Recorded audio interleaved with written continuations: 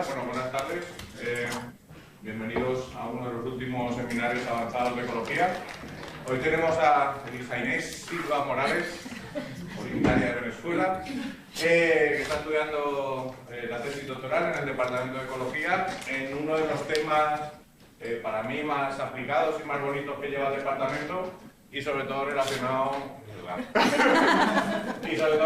con cosas que vais a ver durante el máster, si no las habéis visto ya, de restauración participativa, priorización de actividades de restauración, etcétera, etcétera. Hemos hablado mucho de servicios ecosistémicos y de restauración y también de que hay que tener en cuenta los pensamientos de la gente, no puedes restaurar a pesar de la gente que vive ahí. Bueno, y Elisa de alguna manera lo ha integrado todo en esta charla que nos va a presentar, así que Elisa, el escenario es tuyo. Gracias Santi por la invitación, gracias a todos por estar aquí después de comer y no ir a hacer una siesta. Bueno, esta presentación que les voy a hacer forma parte de mi tesis doctoral, como dijo Santi, y además formó parte del proyecto Telecoba, que fue un proyecto que hizo conjunto con el profesor Jordi Cortina, Andreu, un equipo bastante multidisciplinar. Esto creo que es. Bueno, se ha determinado, muchos autores han determinado que más del 75% de la superficie terrestre está degradada o sustancialmente degradada. Esto tiene una implicación directa en la pérdida de los servicios ecosistémicos que ponen en riesgo al bienestar de la humanidad en general. Bueno, dijo Santi, ya no saben qué es un servicio ecosistémico, así que no me eso.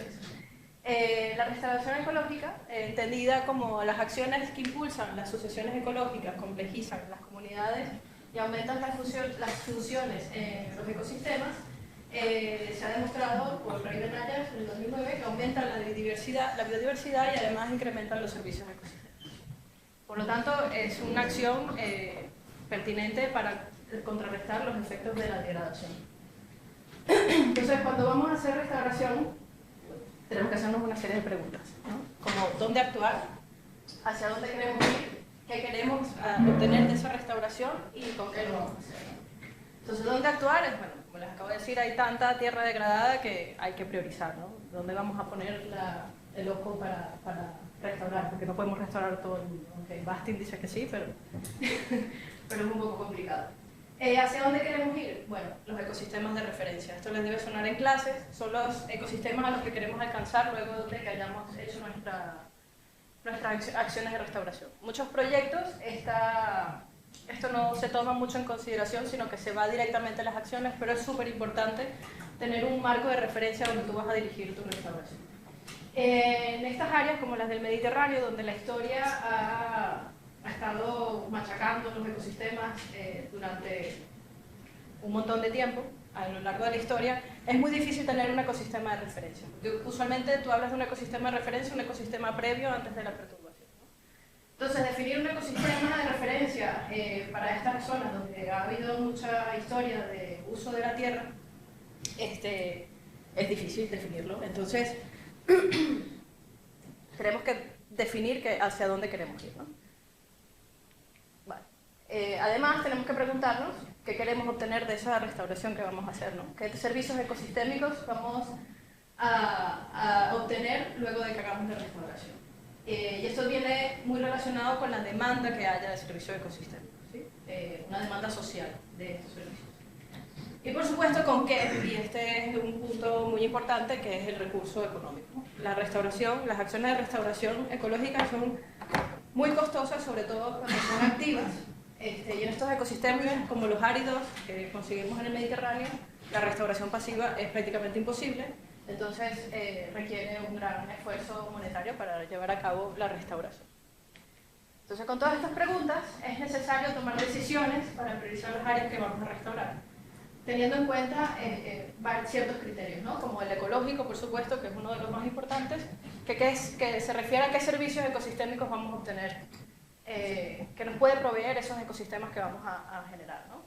Además, como les decía, la demanda social que servicios ecosistémicos en específico está demandando la sociedad, y por supuesto el económico, ¿no? Que son los costes que implicarían realizar nuestra restauración.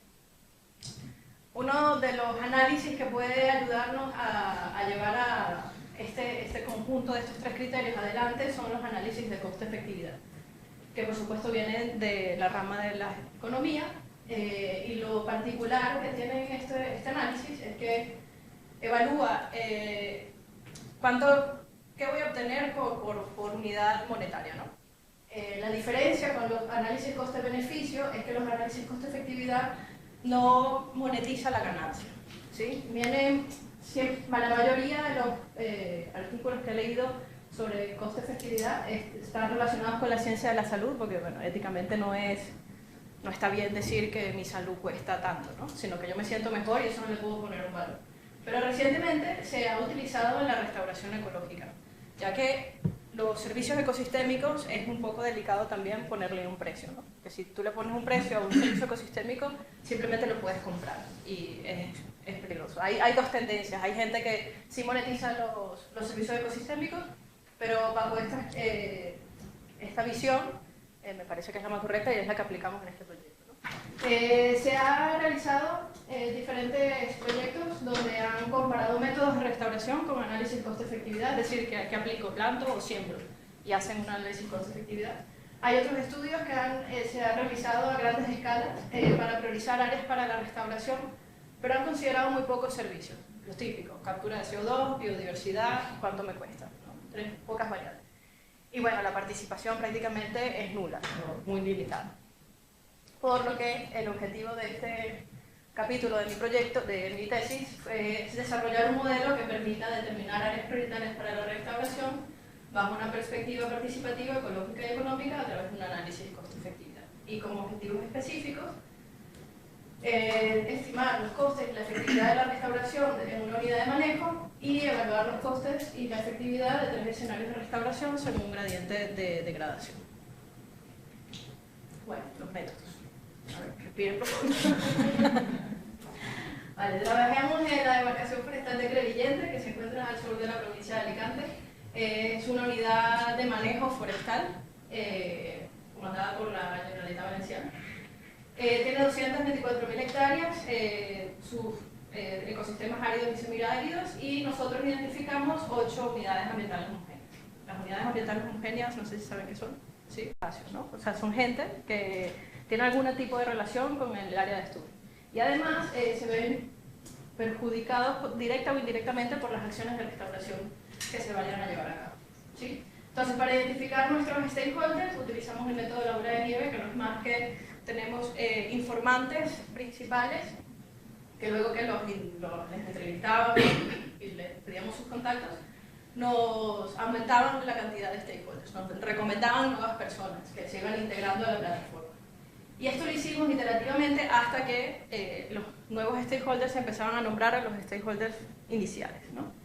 En total tuvimos 125 contactos que los dividimos en 9 grupos diferentes, que son académicos, administración, tanto provincial como municipal, los guardaparques, agricultores, industrias extractivas y mineras, miembros de partidos políticos, ONGs y sector servicio y turismo, y ahí me faltó otros, que son las asociaciones como de caza y pesca y vecinales.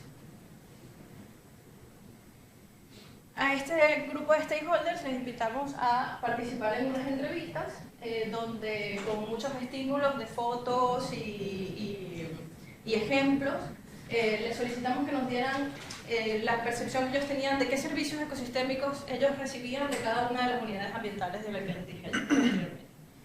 Posteriormente clasificamos esta lista de servicios ecosistémicos con la clasificación internacional de servicios ecosistémicos, que es una clasificación común que se llama CISES, y las agrupamos en mantenimiento y regulación, provisión y servicios culturales.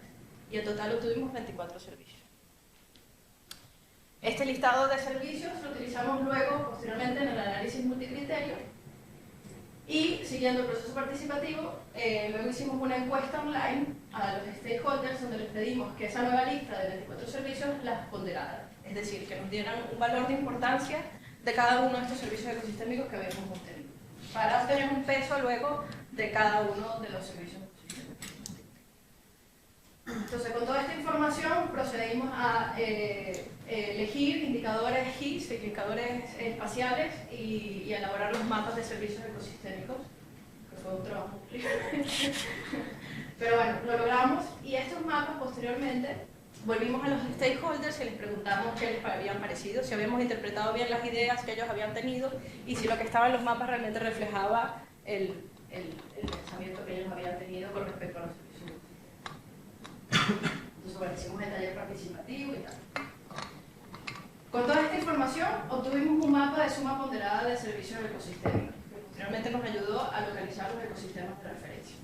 ¿Qué es la suma ponderada de servicios ecosistémicos? Estos 24 mapas que teníamos los estandarizamos de 0 a 1 y luego multiplicamos cada una de las capas por el valor de la ponderación o el peso que habíamos obtenido del proceso participativo teniendo este mapa, donde nos indica que el verde, que es el máximo valor de servicios ecosistémicos, que si se acuerdan del mapa de unidades ambientales está bastante relacionado con áreas arboladas o de matorral, y los servicios mínimos que están aquí, que están usualmente asociados a las cercanías de las ciudades. Esto en blanco que ven aquí son los centros poblados, y bueno, las lagunas y las láminas de agua. Entonces, procedimos a determinar con esto nuestros ecosistemas de referencia. ¿Cómo hicimos eso? Vale, esto es un cachito del mapa de unidades ambientales, un pedacito, y vemos que cada unidad ambiental tiene un color. Si se acuerdan, esta era la de arbolado, ¿sí? Entonces, para cada unidad ambiental, aislamos la unidad específica con la que estábamos trabajando y le pusimos este mapa de sumatoria ponderada, ¿sí? Entonces, ¿quiénes van a ser nuestros ecosistemas de referencia? El 5% máximo. De los píxeles que tienen el 5% máximo de la sumatoria de servicios ecosistémicos. Con este 5% hicimos una media y ese iba a ser nuestro valor de ecosistema de referencia, ¿sí? Luego, con estos ecosistemas de referencia pudimos obtener la efectividad, ya en el análisis directo, obteniendo datos para alimentar lo que es el análisis costo-efectividad, que no fue más que decir que este valor de ecosistema de referencia, que pues, es el 5% del valor máximo de sumatoria de servicios ponderados, pues la efectividad sería calculada como la distancia que tiene cada uno de los píxeles a ese estado que queremos llegar, ¿no?, en la restauración. Y bueno, se expresa con esta fórmula que tienen aquí, que no es más nada que este 5% máximo, el promedio, menos el estado actual, la sumatoria ponderada actual de cada uno de los píxeles. Luego, para obtener los costes, nos basamos en diversos proyectos que se han llevado a cabo bien en la demarcación forestal o en sus cercanías para cada uno de las unidades ambientales. Tuvimos que buscar proyectos, no nos pudimos quedar en la demarcación porque lamentablemente no había para todas las unidades, así que tuvimos que ampliar nuestro rango de búsqueda. Principalmente son proyectos que se han llevado a cabo por Baelsa. El único que estuvo fuera de esta compañía era lo de los cultivos, que fue un proyecto de la Agencia Ambiental Europea que trabajó con restauración de cultivos de regadío y secano en la comunidad de Murcia. Y bueno, fuera también los ríos Xúquer, Turia y Bataillo, que fueron en la provincia de Valencia. Entonces agarramos todos esos proyectos, los desglosamos en las acciones que se habían realizado en cada uno de ellos y separamos o elegimos las acciones que eran más o menos comunes para lo que era el tipo de ecosistema, ¿sí? Por ejemplo, orihuela, matorrales, bueno, apeo de pinos, clareo de podas, revegetación de matorrales. Habían acciones que eran específicas, pero esto no lo tomamos en consideración, y obtuvimos un coste aproximado por hectárea, ¿no?, que lo enseñan aquí para cada una unidad ambiental. Entonces, decidimos que ese coste iba a depender del estado de degradación en que se encontraba cada uno de los píxeles. Uy, esto se movió aquí, eso no va así, pero bueno. El estado de degradación lo definimos como la sumatoria de servicios ecosistémicos, el inverso de la sumatoria de los servicios ecosistémicos solo de mantenimiento y regulación. ¿Por qué? Porque estos servicios son los que están más relacionados con la diversidad, ¿sí? Acá abajo quedó la cita, pero es un paper de tu amiga, por cierto, donde hizo unas ecuaciones estructurales y determinó de que todos los servicios, el que más impulsa la biodiversidad es el mantenimiento y regulación. Entonces, por eso tomamos esos servicios.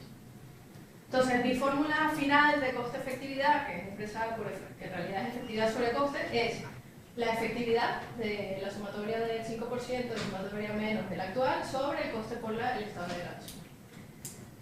Hay ciertas premisas y asunciones que hicimos en este proyecto y espero que, hice este cuadro resumen para que quede bastante claro que los ecosistemas de referencia existen actualmente en la demarcación y que son los que proveen más servicios ecosistémicos. el estado de degradación está inversamente relacionado con los servicios ecosistémicos de mantenimiento y regulación. Es decir, mientras más mantenimiento y regulación, menor estado de degradación. La relación entre coste y estado de degradación es lineal y positiva. Todos los píxeles lograrán alcanzar el estado del ecosistema de referencia, que eso es una maravilla, porque vamos a hacer una restauración súper chula. Y no hay cambio de unidad ambiental, esto es importante, solo para campos abandonados, porque bueno, evidentemente es un ecosistema que queremos cambiar, ¿no? Queremos cambiar su referencia.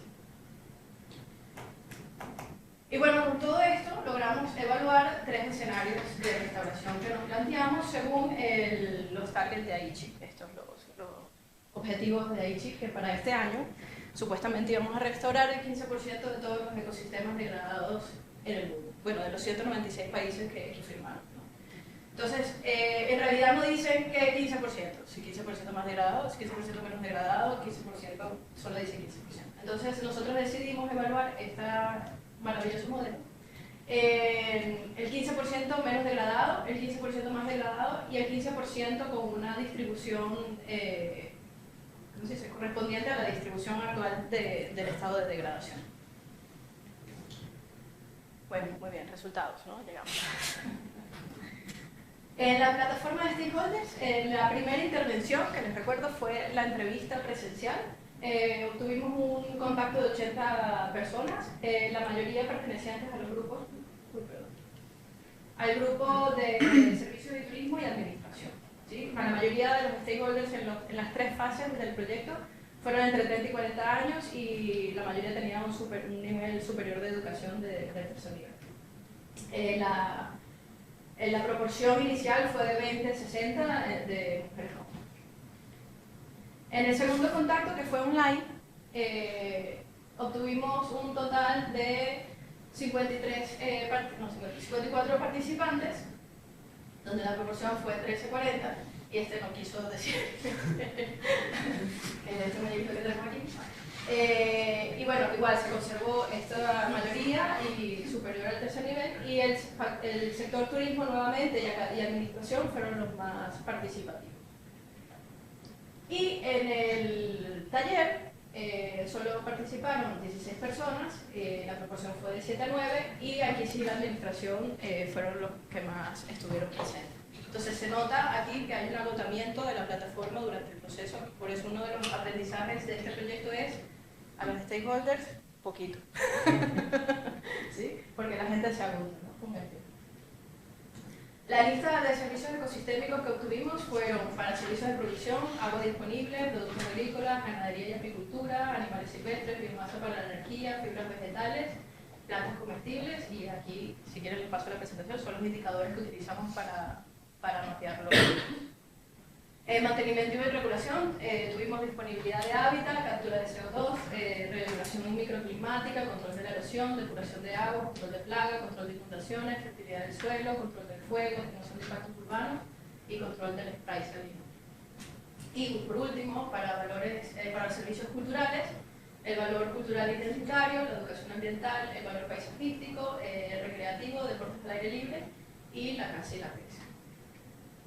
La ponderación que realizaron los stakeholders, se observó un patrón de distribución de los servicios ecosistémicos donde le dieron mayor valor a los servicios de provisión, sorprendentemente, y mucho menos a los de cultural. Los servicios de mantenimiento y regulación se mantuvieron bastante distribuidos en el peso de los servicios. Y bueno, este es nuestro mapa de coste-efectividad, ¿sí? Donde el máximo es el rojo, el mínimo es el azul. Es decir, las áreas más rojas son las que te van a proporcionar más servicios ecosistémicos por euro invertido que le pongas en la restauración. Datos curiosos, bueno, el incremento de servicios ecosistémicos es mayor para las playas y dunas y el menor es para humedales. Creo que esto de playas y dunas tiene que ver con que, por ejemplo, el spray salino, a pesar de ser un servicio poco ponderado, es único de la costa, ¿no? Entonces son servicios que se van a agregar que no va a tener ninguna otra unidad dental. Porque esa es otra cosa, los servicios son dependientes espacialmente. El promedio de euro por hectárea, los más costosos rampas y riberas, el menos costoso fue cultivos de regadío. El total de inversión mayor fue para cultivo de secano con 50 millones de euros y el menor para arbolado con 15 millones de euros. Y para el coste efectividad final, los más coste efectivos son restaurar las estepas y los matorrales y los menos efectivos los humedales. Para restaurar toda la demarcación nos gastamos un presupuesto de 200 millones de euros que nos van a retribuir en un 30% del incremento de servicios ecosistémicos. Aquí represento la efectividad con respecto al coste y podemos observar que, que a pesar que los matorrales son los más costes efectivos, también necesitan más inversión para llegar a ese valor de efectividad, ¿no? A diferencia que el arbolado o que los campos de regadío. Cabe destacar que si esto es una herramienta súper buena o muy importante para la gestión, ¿no? Si tú tienes poco presupuesto, puedes decir, bueno, voy a restaurar el arbolado porque es el que me va a beneficiar más, pero si tengo un poco más de presupuesto, puedo arriesgarme y decir, bueno, voy a restaurar matorrales, porque al final voy a obtener más servicios ecosistémicos. Cabe destacar que este proyecto está en manos de la Consellería en estos momentos y está utilizándolo para determinar sus áreas, no determinante, ¿no? Pero sí se apoyan un poco en este proyecto. Con los escenarios, los que evaluamos el modelo, bueno, aquí tiene las áreas que serían las identificadas aquí, ¿no? Este sería el 5% menos degradado, serían esas áreas que vamos a restaurar, el 15% más degradado, que se acuerdan, no sé si se acuerdan que están junto a las zonas urbanas, y bueno, el 15% de todo, que bueno, pareciera que todo era sarampión, pero son áreas distribuidas a lo largo de toda la demarcación. ¿Qué encontramos? Bueno, que en el escenario 1, los menos degradados, vamos a tener un incremento del 4% de los servicios ecosistémicos con un coste de 16 millones de euros, ¿sí? Y el ratio sería como 0,25 por millón de euros invertidos. Interesante aquí, y bueno, esperable también, es que los servicios ecosistémicos de mantenimiento y regulación se verían disminuidos si llevamos esos píxeles a nuestro píxel target, ¿no? Que sería nuestro ecosistema de referencia. Los servicios ecosistémicos culturales aumentarían para todas estos son las unidades ambientales, perdón, para todas las unidades ambientales igual que los de provisión. Para el escenario 2, que era de todo un poco, vemos que todos los servicios se ven beneficiados, pero cabe destacar aquí que en los humedales, por ejemplo, habría que disminuir los servicios culturales, ¿no? E incrementaríamos un 6% de los servicios con un precio de 20 millones de euros en total, con un ratio de 0,3 o sea, sería efectividad entre costes, ¿no? Y por último, el tercer escenario, que serían los píxeles más degradados, vamos a tener muchísimo incremento en el servicio de mantenimiento y regulación, porque bueno, ya sabemos que la degradación depende del estado de degradación, lo determinamos justamente por este tipo de servicios, por lo tanto deberíamos, es obvio que nos va a dar esto. Pero lo curioso aquí es que, por ejemplo, los servicios culturales van a variar de unidad ambiental y que los servicios de provisión se verían muy beneficiados, sobre todo en los humedales, que eso fue una de las cosas que más me sorprendió. Y, por ejemplo, el humedal y los ramblas y riberas también deberían disminuir sus servicios culturales, ¿no? Entonces, lo que quiere decir, podríamos asumir que estos servicios culturales están como machacando el ambiente, ¿no? O sea, son unidades importantes culturalmente y que habría que disminuir ese servicio para poder conservarlo y obtener otro tipo de servicios, ¿no? Y bueno, modo de conclusión es que pudimos desarrollar una herramienta para priorizar áreas para la restauración bajo perspectiva ecológica, económica y participativa. El coste total de la restauración de la DPC son 200 millones de euros, lo que representa un incremento del 30% de los servicios ecosistémicos. Restaurar las unidades ambientales, ahí me equivoqué, matorral, ¿no? Bueno, es la más coste efectiva, seguida de los campos irrigados y arbolados, ahí hubo un capatache. De acuerdo con los resultados, los escenarios más coste efectivos para alcanzar el objetivo Aichi el objetivo 15 de Aichi es restaurar los ecosistemas que se encuentran en diversos estados de degradación, o sea, restaurar un poquito de todo. Y bueno, y no, me equivoqué. Y eso es todo. Gracias.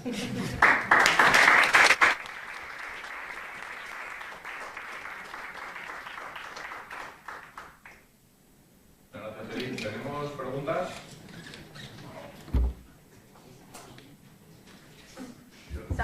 Yo tengo preguntas.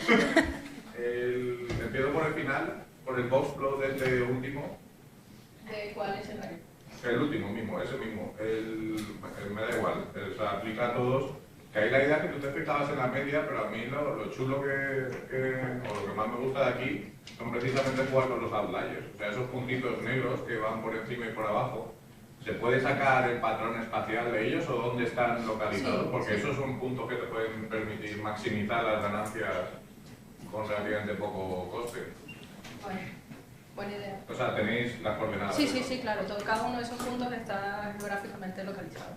Y después una pregunta más logística, si te he entendido bien, los servicios ecosistémicos que da cada unidad ambiental, los stakeholders los deciden, digamos, no son medidas objetivas. Quiero decir, el stakeholder dice, pues yo creo que la vegetación lunar me protege del spray salino. Correcto.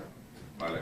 ¿Y cómo crees que puede afectar eso a, por ejemplo, a los nematodos del suelo, los hongos, las bacterias que nadie valora, pero están muy relacionadas con la fertilidad del suelo, la producción vegetal? Un stakeholder a lo mejor no está muy familiarizado con el rol de los microorganismos en la calidad de agua, en la calidad del suelo, pero sin embargo afectan mucho al... No, ya va. O sea, la pregunta del stakeholder fue referente a la unidad ambiental, pero luego ese servicio lo mapeamos para toda la demarcación, no solo para la unidad ambiental. Pero es el stakeholder que decide el valor para esa unidad ambiental.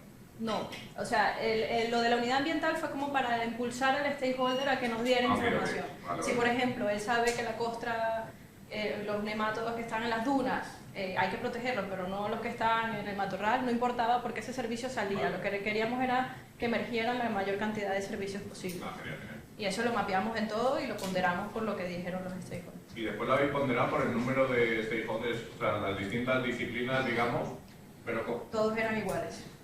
Democracia. eso es muy democrático, pero imagínate que, por decir que el 20% se dedican al turismo. Sí. ¿Es eso representativo de la población del área de Crevillente? O sea, el 20% de la gente de Crevillente se dedica al turismo.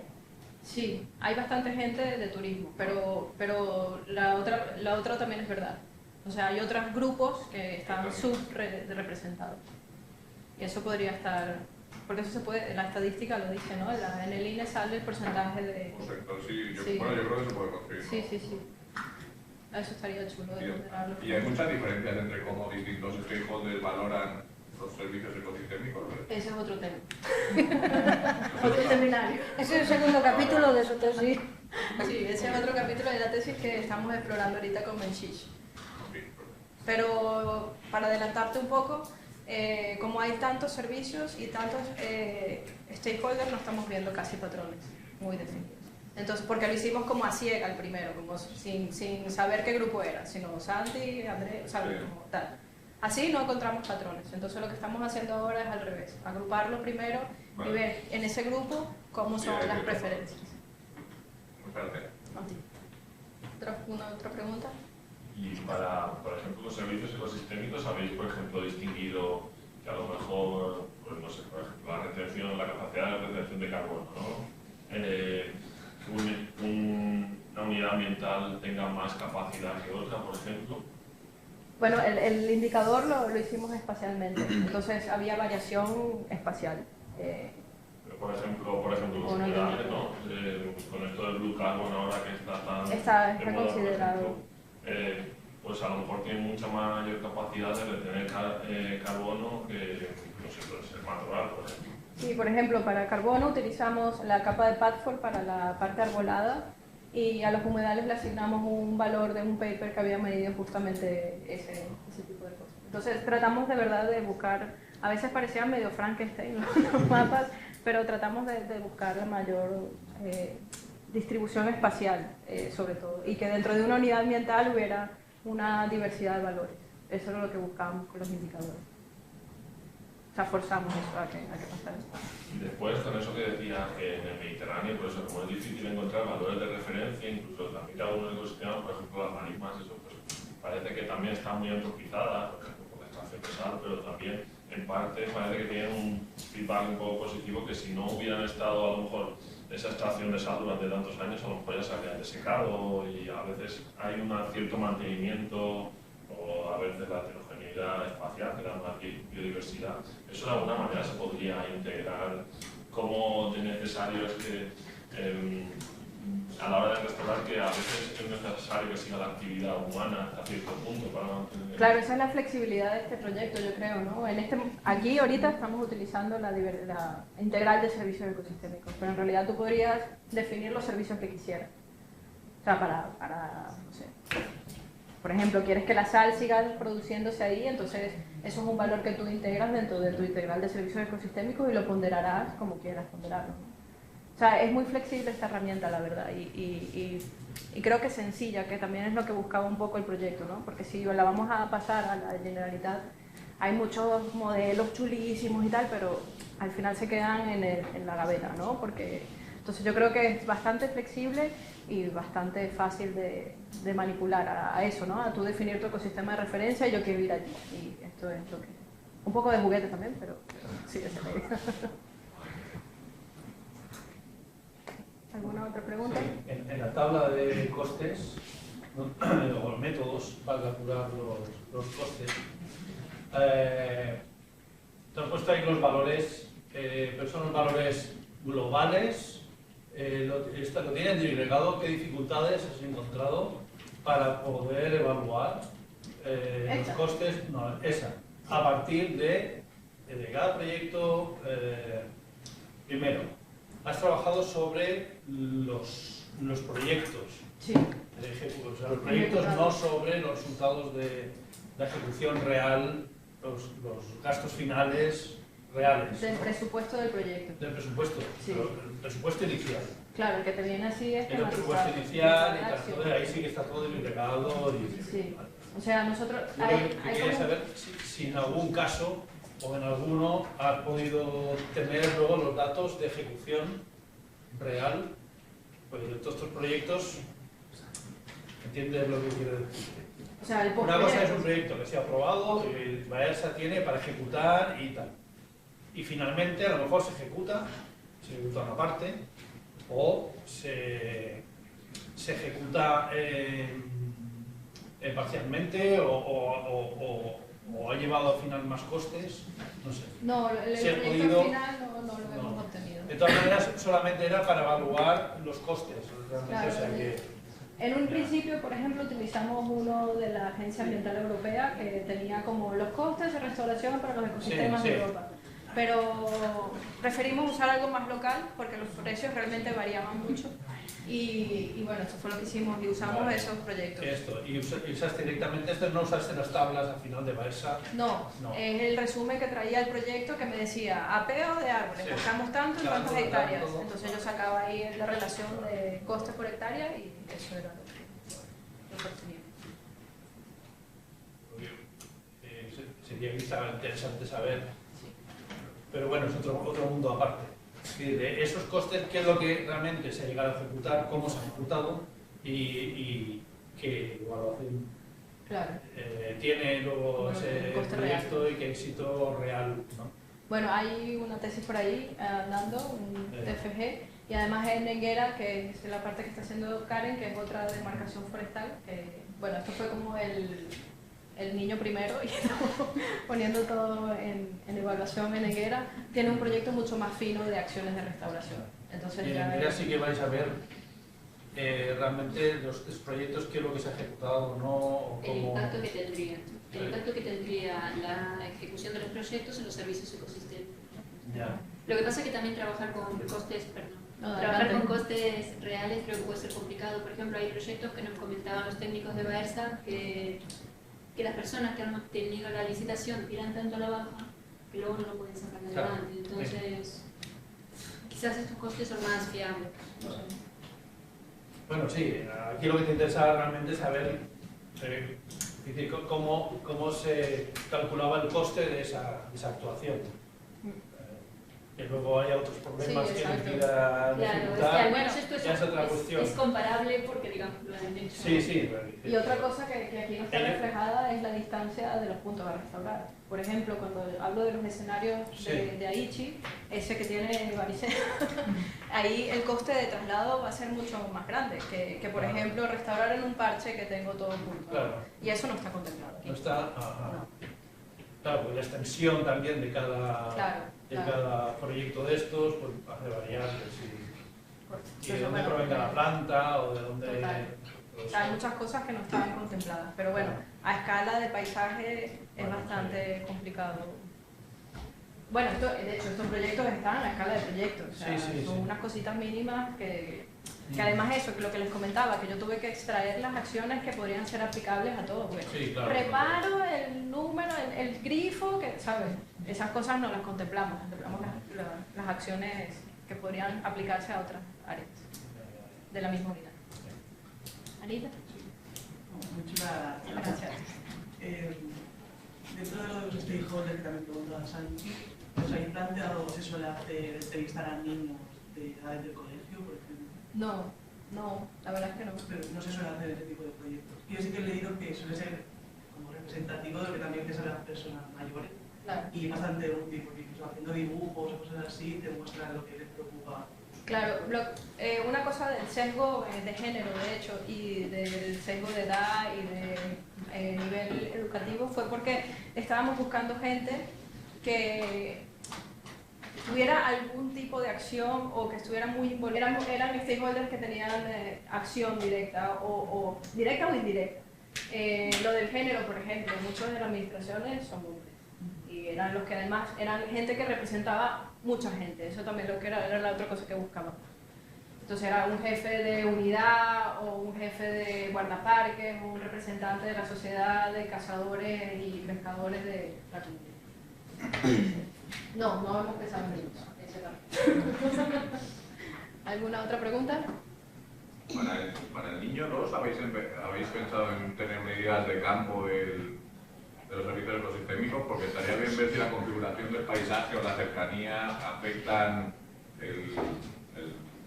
la provisión real de servicios versus lo que sería esperable por estos mapas. No, lamentablemente no. Lo que sí es que hicieron una exploración de campo mucho más extensa que Increvillente, porque la misma Baersa les pidió, eso lo está llevando el SEAM, y les pidió que bajaran la escala a la muela de cortes, ¿no? Entonces es un proyecto que se está ejecutando, ellos fueron a campo, vieron que más o menos si había una relación entre los ecosistemas, el estado que decía de servicios, el ecosistema real y el que reflejaba los mapas, pero no, muestras de campo, de suelo, de tal, no se ha hecho nada de eso. Una pregunta, pero no es mía, es de Erika, de Ecuador, que te está mirando. Dice que si es factible... Dice que si es factible aplicar ese modelo en Ecuador. Por supuesto. En zonas de páramos. Claro. Esto es aplicable para... Esto se puede aplicar en cualquier sitio donde haya información cartográfica. Una de las limitantes bastante grandes de este proyecto es la calidad de la cartografía. Y tu resultado va a depender de qué te diga esa cartografía. Si tu cartografía te dice que eso está bien, eso es lo que va a expulsar el modelo, ¿no? Que eso es un hándicap del modelo.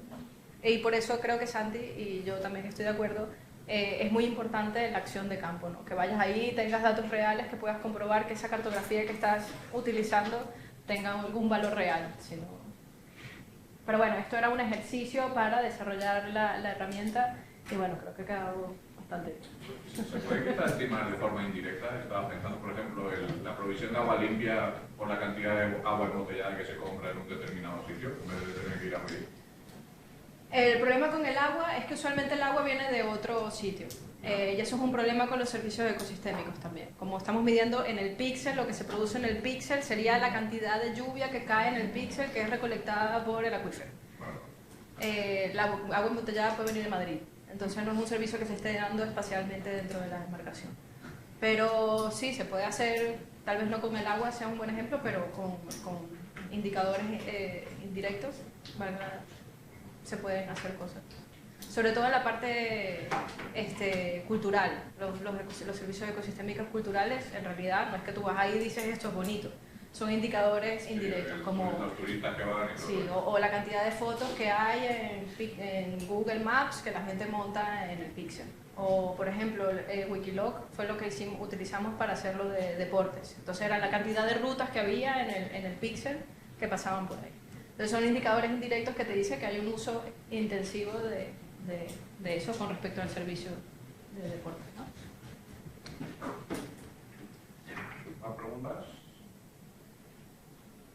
No, muchas gracias, Lili. Nada.